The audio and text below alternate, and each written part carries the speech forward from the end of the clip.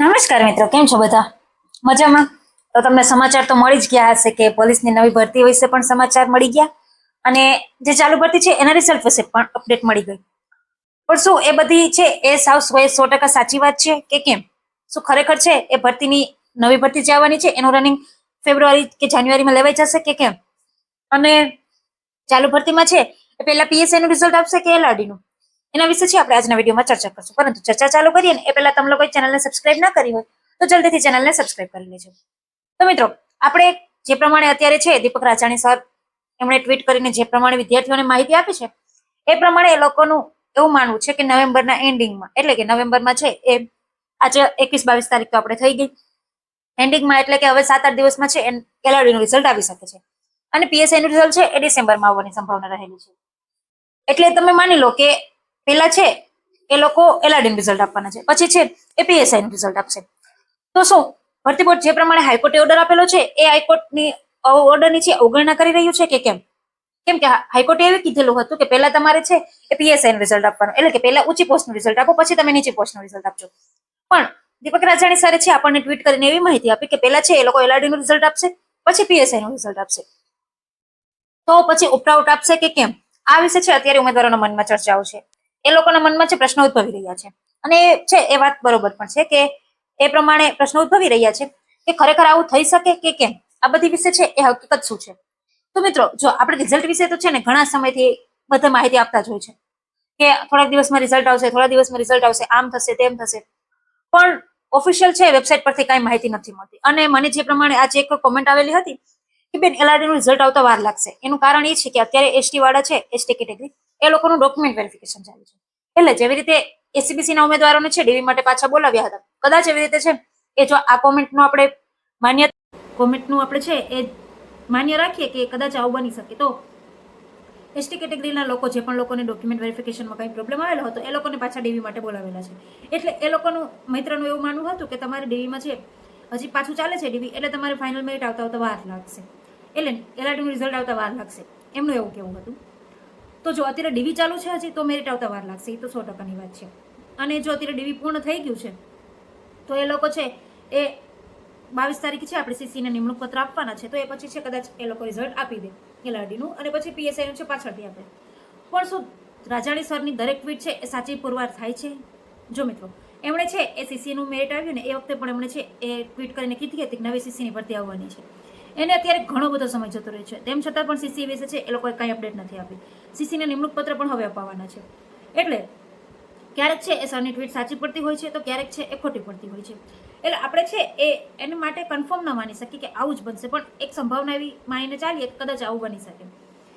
અને સાથે સાથે એટલે એલઆરડીના રિઝલ્ટ વિશે તો એમણે આવી રીતે માહિતી આપી છે કે એલઆરડીનું પહેલા આપશે, પીએસઆઈનું પછી આપશે. અને એના વિશે આપણે આગળ વાત કરીએ કે એમણે કીધું છે નવી ભરતી વિશે કે નવી ભરતી છે એ ટૂંક જ સમયમાં જાહેર થશે અને તમારે જાન્યુઆરી અથવા તો ફેબ્રુઆરીમાં છે તમારું રનિંગ પણ કમ્પ્લીટ થઈ જશે. જો મિત્રો, આ છે ને એક બહુ મોટી વાત છે કે આટલા ટૂંકા સમયમાં શું ચાલુ ભરતી છે એનું કામકાજ પૂર્ણ કરશે, એ લોકો ભરતી બોર્ડ છે એ ચાલુ ભરતી છે એનું કામકાજ પૂર્ણ કરશે, નવી ભરતીની જાહેરાત કરશે, એના માટે છે એ રનિંગ ગોઠવશે. કારણ કે ફોર્મ છે એ થોડા ઘણા નથી ભરાતા, બહુ વધારે મોટા પ્રમાણમાં ફોર્મ ભરાતા હોય છે. આપણને ખબર છે કે 12,000 જગ્યાની સામે છે 12 લાખ ફોર્મ ભરાતા હોય છે. એટલે મિત્રો, જ્યારે છે ને આટલા બધા લોકોનું ગ્રાઉન્ડ લેવાનું હોય તો એના માટે છે આખું મેનેજમેન્ટ કરવું એ થોડું અઘરું પડે.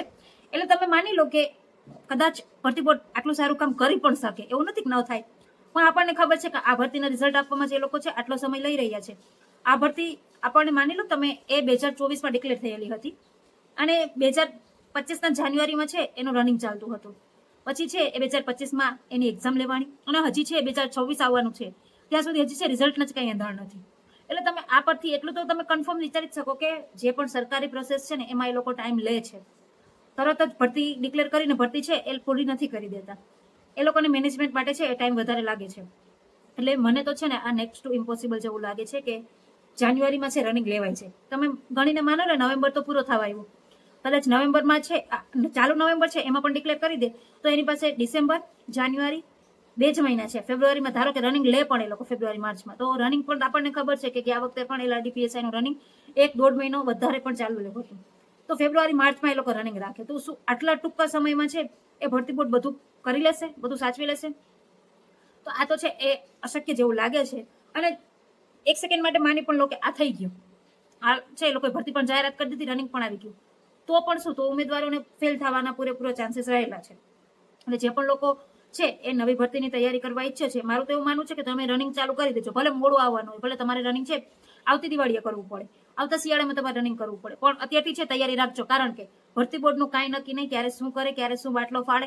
એટલા માટે તમારા લોકોએ છે એ અત્યારથી તમારી તૈયારી ચાલુ રાખવી. વાંચવાનું તો ચાલુ રાખજો, એ તો મુકતા જ નહીં, કેમ કે એક વખત બ્રેક આવી ગયો પછી પાછું વાંચવાની ઈચ્છા જ નહીં થાય. એટલે વાંચવાનું તો તમે લોકો ચાલુ રાખજો જ, પણ રનિંગ પણ છે એ સાથે સાથે ચાલુ કરી દેજો. એટલે જ્યારે પણ રનિંગ અચાનક કદાચ આવી જાય તો પણ તમારે પ્રોબ્લેમ ન રહે. બાકી છે એ મારા મત મુજબ જો હું કહું ને તો રનિંગ આટલા ટૂંકા સમયમાં છે એ લેવું મને નથી લાગતું કે શક્ય બને. કારણ કે એક બાજુ હજી ચાલુ ભરતી છે એ પૂરી નથી થઈ, એ ભરતી હજી ચાલુ છે, અને પહેલા ભરતી બોર્ડ એનું કરશે, તો પહેલા છે ભરતી બોર્ડ આવનારી ભરતી છે એમાં છે પોતાના સ્ટાફને ગોઠવશે. હવે આપણે આ બધું જોઈએ ને તો આપણને એવું જ લાગે કે ભરતી છે એ મોડી આવશે ખરી, પણ થોડીક મોડી આવશે. જે સરે ટ્વીટ કરીને કીધેલું હતું કે 14,000 ઉમેદવારોની નવી ભરતી છે જાન્યુઆરીમાં આવી જશે, તો મને તો નથી લાગતું કે એવું થાય. એટલે બે આપણે પાસે માહિતી હતી કે આ છે એક ચાલુ ભરતીને લઈને હતી કે તમારે પહેલા એલઆરડીનું રિઝલ્ટ આવશે, પછી પીએસઆઈનું રિઝલ્ટ આવશે. પણ એમાં પણ હવે જે થાય એ આપણે જોઈશું થોડા સમયમાં. આપણી સામે છે એ વાંચતું ગાચતું માંડવે આવી જવાનું છે, એટલે થોડા સમયની રાહ જોવી પડશે. એની અપડેટ આપણી સામે આવી જશે.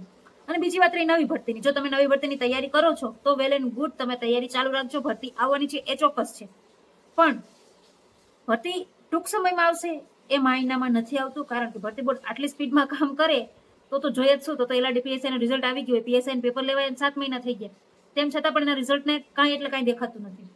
એટલે આટલી ઝડપી ભરતી આવે એની શક્યતા ઓછી છે.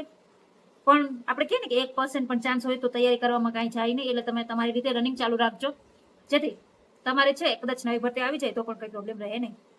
બાકી આ બાબતે તમારે કોઈ પણ પ્રશ્ન હોય તો કોમેન્ટમાં જરૂરથી પૂછજો. અને જો માહિતી સારી લાગી હોય તો પછી વિડીયોને લાઈક શેર કરી દેજો, અને ચેનલને સબસ્ક્રાઇબ ન કરી હોય તો જલ્દીથી ચેનલને સબસ્ક્રાઇબ કરી લેજો. આપણે છે એ વિદ્યાર્થીઓને મદદરૂપ થાય એવા વિડીયો સમયાંતરે લાવતા રહીશું, એટલે એમાં તમારા લોકોને તમે છે સાથ સહકાર બનાવી રાખજો. તો મિત્રો મળશું નવા વિડીયોમાં નવી માહિતી સાથે.